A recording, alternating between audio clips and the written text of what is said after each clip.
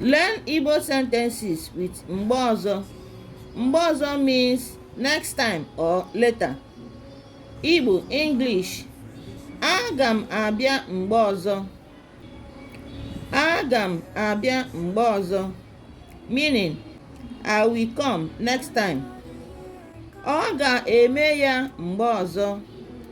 Ọ ga-eme ya mgbe ọzọ, meaning she or he will do it next time or later.